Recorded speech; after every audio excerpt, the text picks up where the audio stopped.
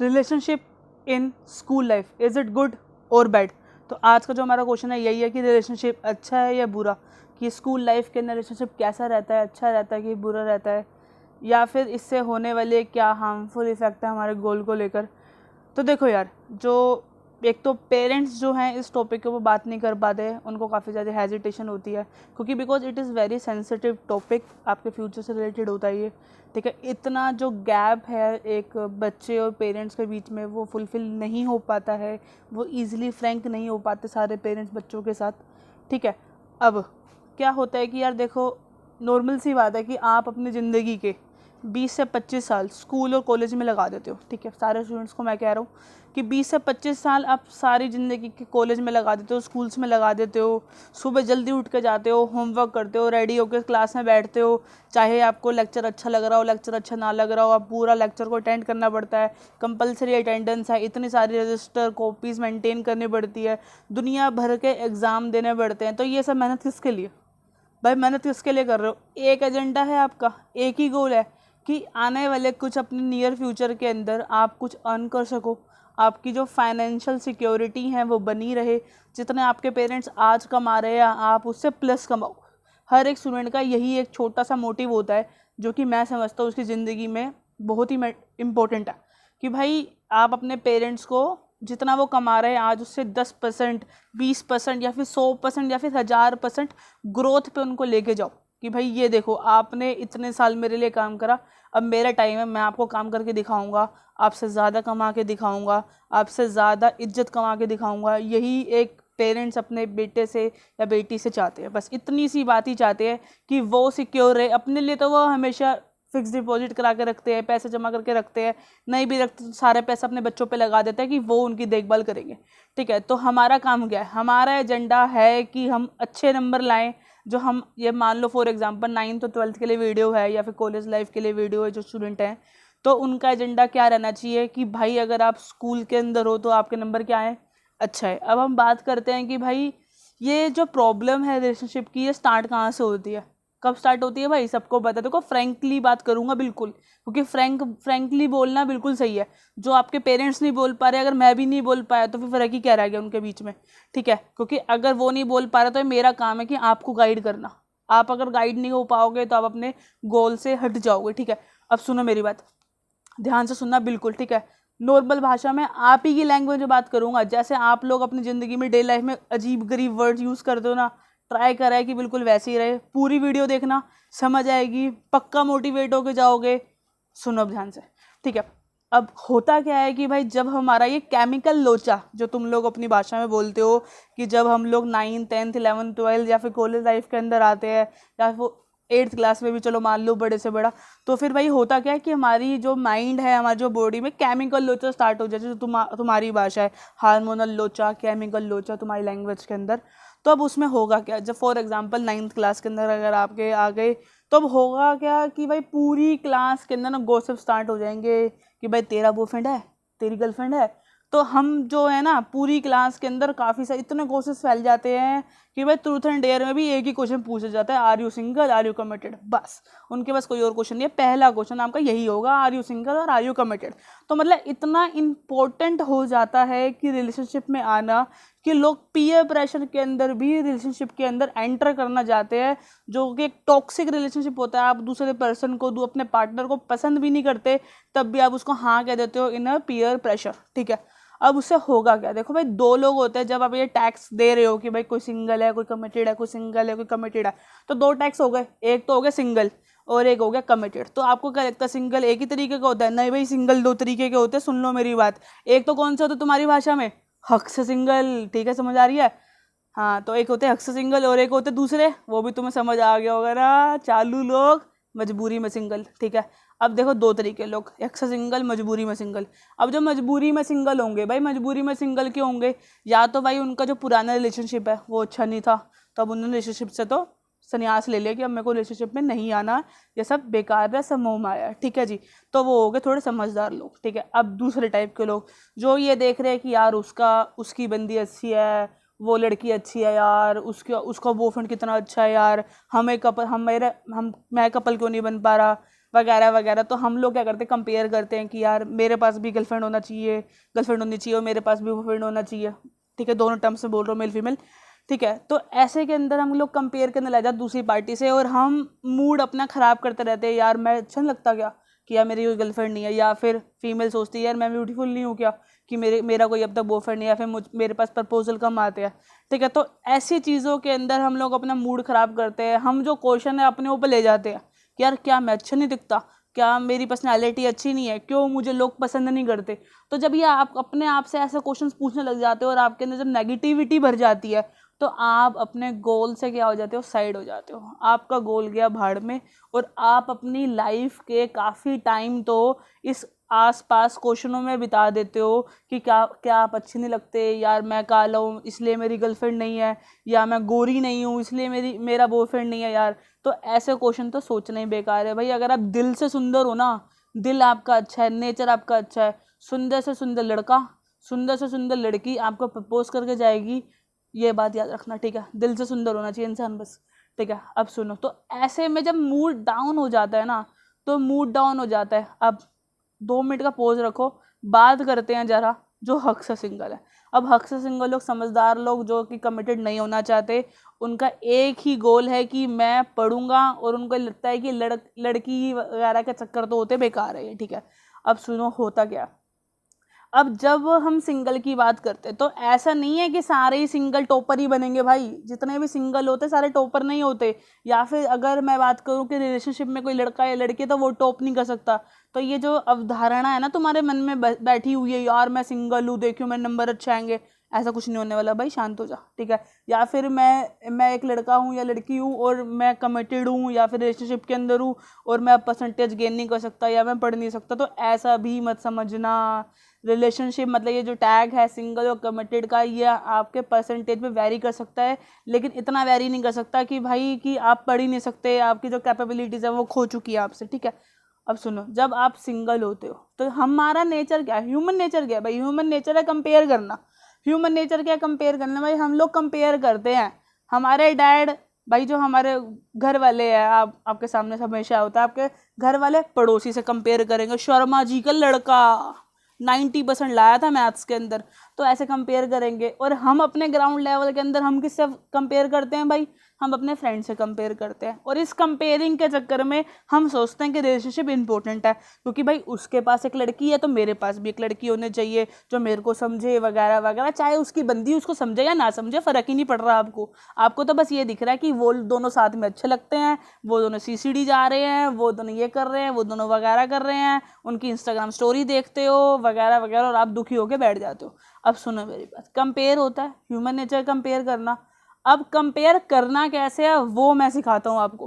भाई कंपेयर करो, for example उसके पास लड़की है, तो आप ये सोचो कि अब उसका फ्यूचर के अंदर उसका टाइम हो जाएगा ख़राब, अब मैं उससे आगे बढ़ सकता हूँ उससे परसेंटेज की टर्म से, ठीक है। अब सेकंड चीज़, कंपेयर कैसे करना है भाई, कंपेयर करो कि भाई उसके पास, उससे सोचो ना उसके पास क्या है जो तेरे पास नहीं है। भाई उसके पास क्या मोबाइल फ़ोन है, क्या उसके पास कार है, क्या उसके पास बाइक है। तो जब आप इन चीज़ों के भी देखोगे, यार मेरे फ्रेंड के पास तो बाइक है यार मेरे पास नहीं है, तो अब अपने पेरेंट्स से लड़ने चले गए, यार मेरे को बाइक दिलाओ, मेरे को बाइक दिलाओ, मेरे को फ़ोन दिलाओ। ऐसा मत करो भाई, सुनो मेरी बात।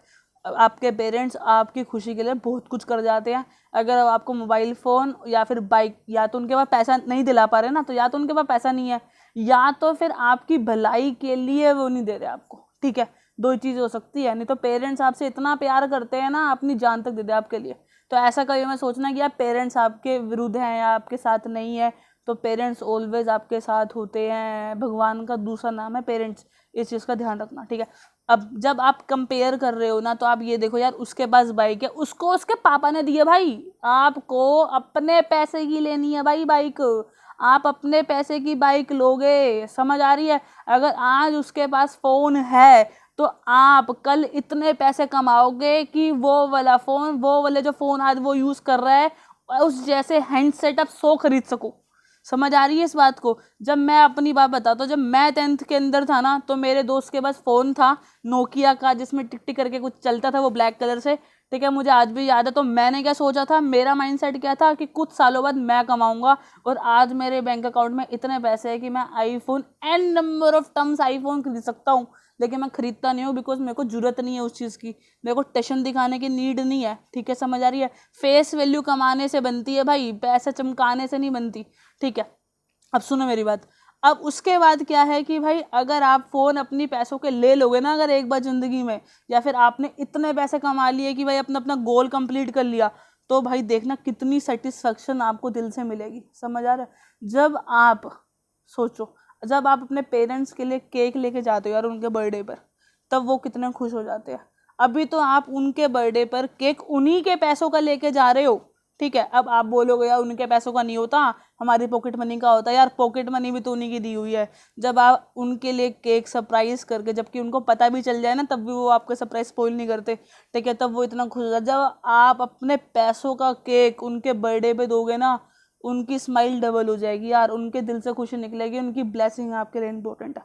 अब नेक्स्ट, काफ़ी को तो बहुत बोरिंग लग रही होगी वीडियो, लेकिन पूरी देखो भाई, बहुत नॉलेज मिलने वाली है। अब जब ये चीज़ आप कंपेयर करोगे ना, यार मेरे को बाइक चाहिए नियर 10 ईयर्स के अंदर, नियर 5 ईयर्स के अंदर मुझे बाइक चाहिए, मुझे फ़ोन चाहिए, तो उसके लिए क्या करना पड़ेगा? आपको मोटिवेट होना पड़ेगा। जब आप इस चीज़ से मोटिवेट हो जाओगे ना, आप रास्ता ढूंढोगे, रास्ता, और रास्ता आपका खुद दिख जाएगा कि रास्ता एक ही है जिससे आप ये सारी चीज़ें फटाफट हासिल कर सकते हो। That is education.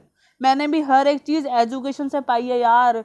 हर कोई बोलता था कि यार एजुकेशन अच्छी है, और मैंने अपनी लाइफ के अंदर इस चीज़ को फील करा है कि एजुकेशन एक ऐसा ऐसा वेपन है जिससे आप दूसरे पर्सन को हरा सकते हो। जिसको आपके पास ऐसा वेपन है कि भाई एक बार एजुकेशन आपके माइंड में चली गई ना, उसको दूसरा पर्सन निकाल नहीं सकता भाई, कतई नहीं निकाल सकता, छीन नहीं सकता। मैंने गोल्ड की चेन पहन रखी है ना, कोई खींच के ले जा सकता है ना, लेकिन मेरे अंदर ये जो मैथ्स के इतने सारे चैप्टर, इतने सारे क्वेश्चन, अकाउंट्स, इको भरी हुई है, निकाल के दिखा दे जरा कोई।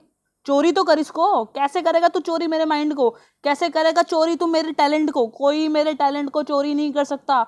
तो आपको वैसा वेपन बनना है जो आपसे कोई छीना नहीं जा सकता। तो अपने गोल के अंदर, अपने एजुकेशन के अंदर इतना डूब जाओ, इतनी मेहनत करो कि आप वैसा फ़ोन, वैसा आईफोन आप खुद अपने पैसों का खरीद सको। अगर उसके बाद आईफोन 11 हो ना, तो आपके पास नेक्स्ट ग्रेड वाला जो फ्यूचर के अंदर आने वाला आईफोन है, आप उसकी पहले ही पेमेंट कर चुके हो यार। ऐसा भी टैलेंट देखा है मैंने लोगों का। अब बात आती है भाई की रिलेशनशिप वालों की। भाई अब सिंगल वालों ने सुन लिया ना, रिलेशनशिप का भी सुन के ही जाना। ठीक है, अब भाई रिलेशनशिप वाले, तो अब रिलेशनशिप वाले सोच रहे होंगे यार हम क्या कर रहे हैं ज़िंदगी में, झंड कर रहे हैं क्या हमें रिलेशनशिप तोड़ देना चाहिए? भाई सुनो, रिलेशनशिप भी 2 टाइप्स के होते हैं। ठीक है, एक तो रिलेशनशिप ऐसा होता है जो आपको मोटिवेट करता है, और एक होता है टॉक्सिक रिलेशनशिप, जिसके अंदर सिर्फ लड़ाई झगड़े होते हैं, कंपेयर किया जाता है एक दूसरे को, तू टाइम नहीं देता, तू टाइम नहीं देती, तेरे लास्ट सीन के बाद मेरा लास्ट सीन कैसे हो सकता है, किससे बात कर रहा था लेट नाइट तक, किससे बात करी थी लेट नाइट तक, उसके साथ कैसे घूमने चला गया, उससे ऐसी इस टाइप की चैटिंग कैसे कर ली, वगैरह वगैरह वगैरह वगैरह। 100 टाइप के क्वेश्चन, 100 टाइप की लड़ाई होती है। डैट इज को टॉक्सिक रिलेशनशिप।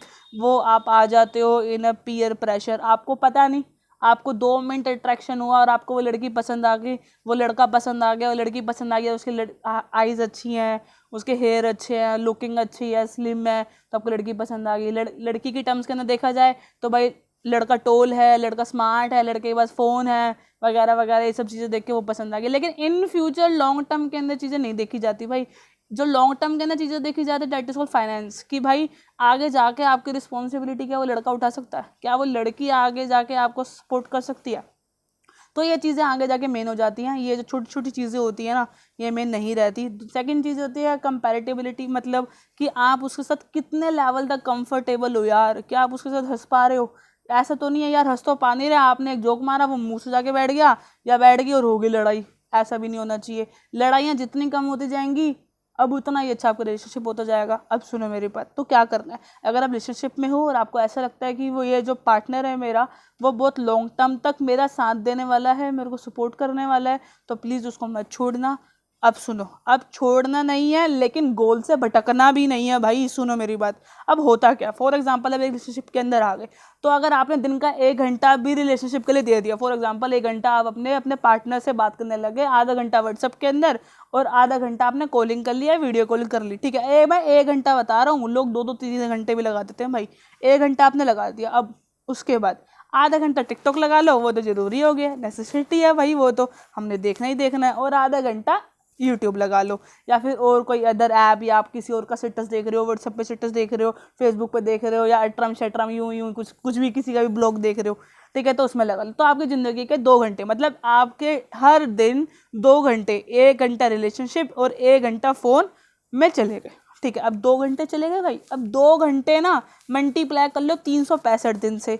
365 दिन से जब आप मल्टीप्लाई करोगे तो वो बनेंगे कुछ 700 कुछ बनेंगे भाई, 700 कुछ बनेंगे। 700 365 लगा लो ना, 365 मल्टीप्लाई 2 करोगे तो 730 बनेंगे मेरे हिसाब से अराउंड। तो 730 को जब आप 24 आवर से डिवाइड करोगे, क्योंकि आपके पास एक दिन में 24 घंटे ही होते हैं, डिवाइड कर लेना, तो आपके पास कुछ आएगा 1 मंथ अप्रोग, ऐसा कुछ आपके पास आएगा 30, तो 30 अप्रोग 30.71 कुछ आएगा।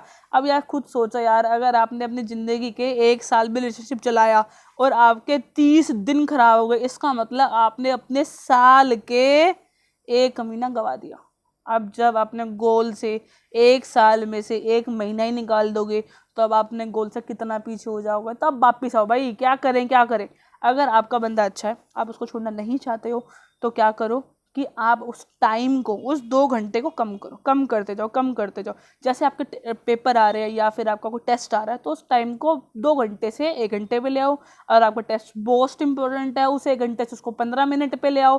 या फिर अगर आप बहुत ही नियर बाय है आपका एग्ज़ाम, कल आपका बोर्ड का एग्ज़ाम है और 1 हफ्ते बाद आपका बोर्ड का एग्ज़ाम है, तो भाई 7 दिन बात करना छोड़ दो, कुछ नहीं होने वाला। अगर आपका जो पार्टनर है वो लॉयल है, तो वो आपके साथ रहेगा, चाहे आप उससे 1 महीने तक बात मत करो, करके देख लेना, आजमा के देख लेना। अगर आपका पार्टनर लॉयल है ना, तो 1 साल तक भी बात नहीं करोगे ना, वो आपके साथ ही रहेगा, नहीं तो नहीं रहेगा, ठीक है।